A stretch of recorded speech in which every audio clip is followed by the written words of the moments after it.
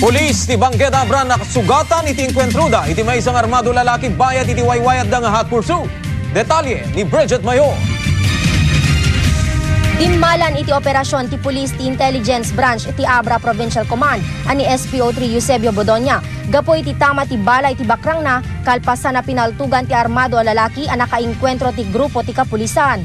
Gapo iti napasama kapamaltog iti maysa nga negosyante pasado alas 3 idi kalman nangiwayat ti hot pursuit operation ti kapulisan iti barangay Kabuluan tapno matiliw dagiti suspect adaran di Caliboso ken Kevin Rafal. They were fired upon actually, and in the process yung isang police operative po natin ay tinamaan, and with that tuloy-tuloy natin ang ating operations, and at 6 o'clock in the morning our troops were able to arrest the suspect. Pinara dagiti pulis ti nakamotorsiklo alimabas ag alas 12 idi rabii ngem pinataray ti lalaki ti motorsiklo nagingga kinamat ti pulis. Nagkamang ti lalaki a nabigbig ani Rodolfo Levi Beliesa iti maysa balay ditoy barangay Kabuluan sana pinaputukan dagiti pulis. Ditoy anatamaan ni SPO3 Bodonia. Ada si kita rumar kayo ko nada. Luktan niyo aming nga silaw yung kadaruangan kung gusto nga limukat ka linuktam mi pinarwarda kami.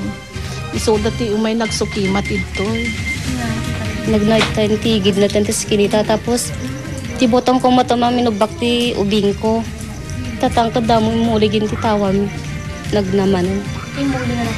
Kalpasan nga simrek kada ito'y nga compound ti lalaki nga sapsapulen ti pulis, dito'y nga eskenita tinagnaan na. Ket idi madlawan nan, nga sapsapulen iso na ti pulis, dito'y ruwar iti compound, kada ito'y nga tawa, iti nagserekan na tapnon ti kasta makapan iti uneg ti balay. Nga may di madlaw na nga sumreken dagiti pulis, dito'y nga compound, nagnamet laing kada ito'y nga tawa, ken rimwar iti ngato. Natiliw met laing dagiti pulis ti sospek ani Beliesa iti kaabay a balay a naglemengan na. Ngem di na inpagarup, a pulis dagiti nang pasardeng ken kuana. Iso nga tinarak idata tamuk da randi ni rapal di ko di nang bugkaw kanya ken nang stas sinibarandak. So nga nakigtutak so nga na nagtarayak nga ko. Tut kamaten taklat tamot nga ko na putputokanen. So tamuk desidido da nga pumatay kanya. Iti agdama, aday iti ikot ti pulisya ni Beliesa. Sumango daytoy iti kaso of frustrated murder ken direct assault. Bridget Mayor, Balitang Ilocano.